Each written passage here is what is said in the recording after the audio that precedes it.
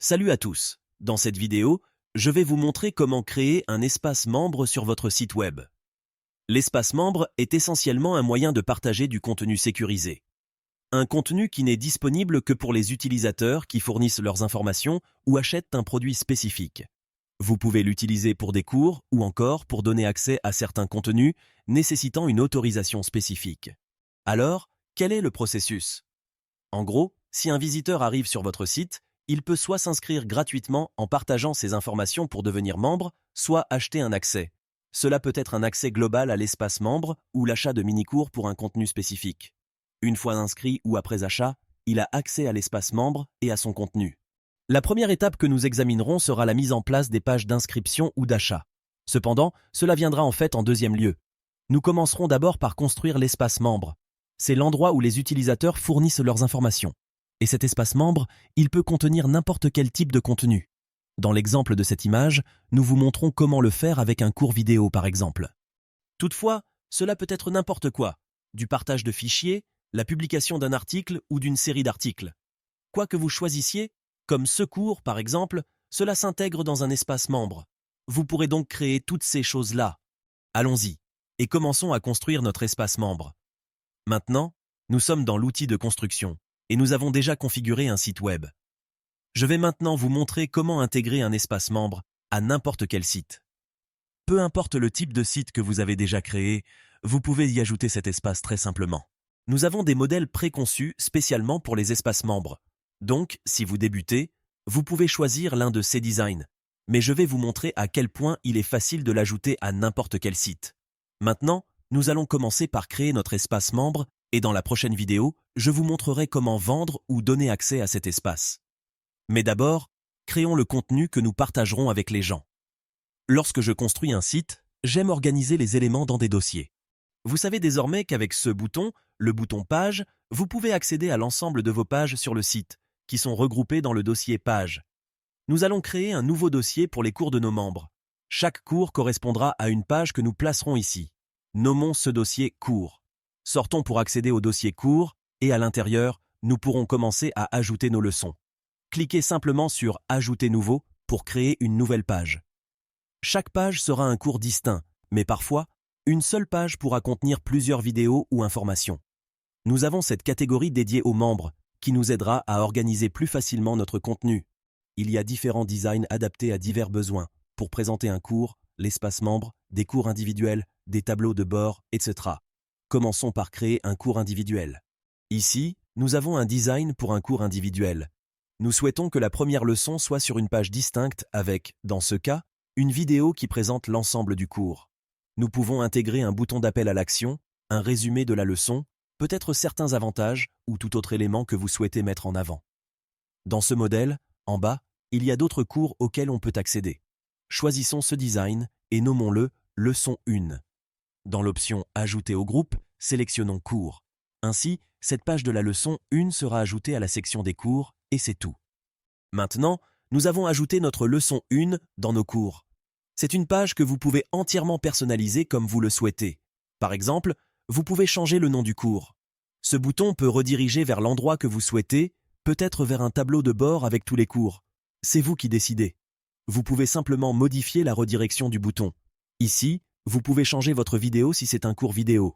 Si c'est autre chose, supprimez simplement la vidéo et commencez à ajouter d'autres contenus dans cette zone en glissant-déposant des éléments. De cette manière, vous pouvez entièrement personnaliser la page pour cette leçon spécifique. Maintenant, annulons simplement nos modifications. Nous pouvons en créer un autre.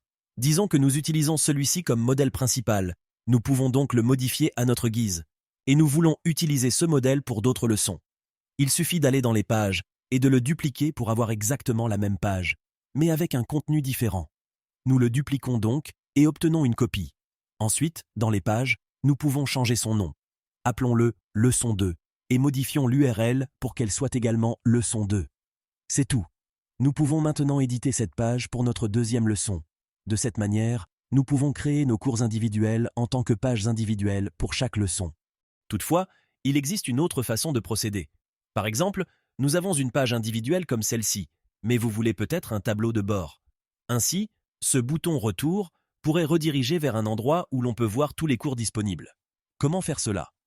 Nous avons un modèle dédié à cette tâche, et vous pouvez en créer autant que vous le souhaitez.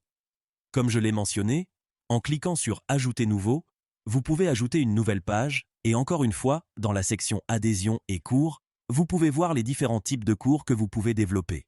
Bien sûr, une autre approche consiste à avoir un tableau de bord. Imaginons un endroit où l'on voit tous les cours disponibles, comme ce cours-ci, celui-là et celui-là. En cliquant sur l'un d'eux, on est dirigé directement vers la page spécifique de cette leçon. Cette page pourrait servir de tableau de bord. Je propose de l'intituler « Tableau de bord des membres » et de l'ajouter à la section « Cours ».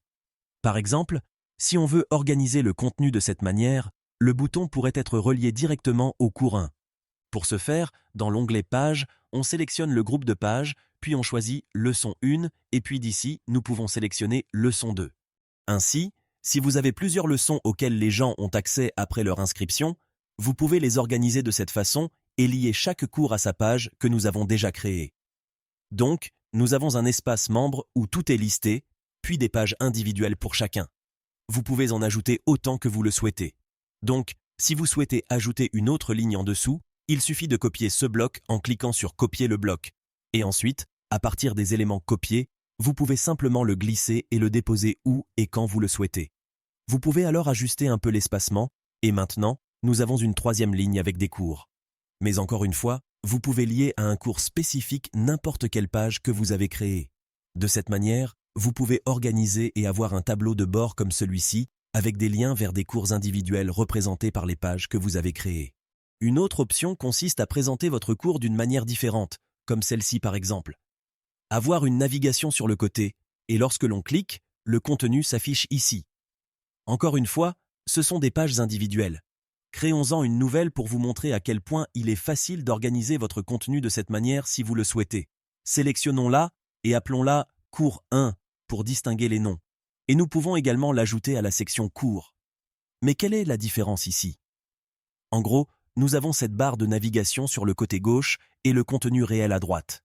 Évidemment, chaque cours sera une page distincte. Pour celui-ci, nous devons le dupliquer 6 fois car nous avons 6 cours en tout. Alors, quelle est la meilleure manière de procéder? En fait, nous devons le modifier. Je recommande toujours d'ajuster et de vous assurer que le design vous convient parfaitement avant de commencer à le dupliquer. Assurez-vous que tout est en ordre pour le premier cours, puis commencez la duplication. Cependant, avant de le faire, lorsque vous disposez d'une telle navigation, il y a une petite astuce à connaître. Vous n'aurez pas besoin de modifier chaque page. Si vous le dupliquez 6 fois pour les 6 cours, ce serait un calvaire si vous deviez changer quelque chose, comme le nom d'une catégorie. Comment faire alors? Comment modifier cela globalement sur toutes les pages une fois dupliquées? Lorsque vous allez dans les paramètres de la colonne, cliquez sur Colonne. En réalité, cette astuce peut s'appliquer partout, pas seulement dans cet exemple. Au bas de la page, vous avez une option nommée « C'est une colonne globale ». Lorsque vous la sélectionnez, vous avez la possibilité de choisir parmi les colonnes globales déjà présentes sur votre site, bien que dans notre cas, il n'y en ait qu'une. Vous avez également l'option d'enregistrer la colonne actuelle comme colonne globale, ce que nous voulons faire pour l'instant. Donnez-lui un nom, par exemple « Navigation du cours ». De cette manière, cette colonne est clairement identifiée comme étant dédiée à la navigation des cours. Un tag apparaît ensuite en haut pour indiquer qu'il s'agit d'une colonne globale. Finalisez en cliquant sur « Enregistrer les modifications ». Si nous sommes satisfaits de la conception et de la structure de cette page pour notre cours, nous pouvons la dupliquer, comme nous l'avons fait pour nos précédents cours. Par exemple, nous pourrions dupliquer cette page pour en faire le cours 2. Elle aura exactement le même aspect. Bien entendu, vous avez la liberté de la personnaliser. Le vrai avantage ici est le suivant. Si vous décidez de modifier une partie du contenu, comme renommer une catégorie en catégorie 1 et le suivant en catégorie 2, ou tout autre ajustement que vous souhaitez faire, en cliquant sur « Enregistrer les modifications », ces changements seront également répercutés sur la page du cours 1. Ceci est dû au fait que les modifications ont été apportées à notre colonne globale. C'est précisément pour cela que nous l'avions désigné ainsi. Par conséquent, chaque fois que vous clonez le cours, la colonne globale y est automatiquement incluse. Il n'y a donc pas de démarche supplémentaire à effectuer de votre côté. Avant de commencer à dupliquer pour vos autres cours, veillez simplement à bien marquer cette colonne. Vous n'aurez ensuite qu'à ajuster la zone de contenu. C'est aussi simple que cela. Cette méthode est d'autant plus pratique qu'elle peut être utilisée ailleurs pour marquer différentes colonnes qui se retrouveraient sur de nombreuses pages. L'idée est d'éviter de devoir les ajuster individuellement sur chaque page, ce qui serait une tâche laborieuse. Dans cet exemple précis, nous avons intégré du contenu et une incitation à l'action. Bien entendu, cela reste modifiable selon vos besoins. Voici une autre façon d'agencer l'information, combinant une navigation à une zone de contenu. Vous pouvez créer une telle page dans son intégralité ou même partir d'une page vierge. Vous êtes libre de définir n'importe quel type d'espace membre, comme par exemple une page nommée « Grande page d'adhésion » qui regrouperait tous vos contenus. Si vous souhaitez présenter vos informations de manière plus dynamique, envisagez d'incorporer des éléments interactifs comme des blocs. Prenons la section vidéo. Vous pourriez y intégrer vos vidéos, la première servant peut-être d'accroche pour immerger vos utilisateurs dès leur arrivée dans votre espace de contenu. Ensuite, vous pourriez ajouter peut-être 2 vidéos ou une vidéo similaire pour une autre section, quelque chose dans ce goût-là. Puis, vous pourriez avoir, par exemple, une autre section avec 2 vidéos. Je crois qu'il y avait un design pour cela. Oui, quelque chose comme ça. Par exemple, vous pouvez avoir 2 vidéos pour une autre partie. Encore une fois, ceci est juste un exemple, mais l'idée reste la même. Vous pouvez simplement ajouter vos vidéos ici et organiser votre contenu comme bon vous semble. Et cela pourrait être votre grande page d'adhésion, avec tout le contenu à l'intérieur. Bien sûr, vous pouvez aussi rediriger les gens vers d'autres endroits et avoir différentes sections. Mais c'est ce qui est magnifique. C'est vous qui décidez de l'apparence générale et vous pouvez façonner l'expérience de membre pour vos utilisateurs. C'est vraiment très simple. Une autre fonctionnalité intéressante que je souhaite vous présenter est la capacité de personnaliser ces pages. La totalité du contenu que vous créez, comme les messages de bienvenue, peut être personnalisé. Et c'est incroyablement simple. Dans les paramètres du site, vous trouverez les balises de personnalisation. Par exemple, si vous souhaitez afficher le prénom de l'utilisateur qui s'est inscrit, il vous suffit de copier la balise appropriée et de l'intégrer dans votre design. Disons que vous voulez par exemple accueillir les gens dans votre cours. Vous pouvez simplement écrire « Bienvenue » suivi du prénom de l'adhérent, par exemple « Bienvenue, John ». Commençons. Lorsqu'ils verront la page, ceci sera remplacé par leur véritable prénom, bien sûr, une fois qu'ils se seront connectés au cours. Cela rend l'expérience beaucoup plus personnelle et les utilisateurs apprécient cette attention.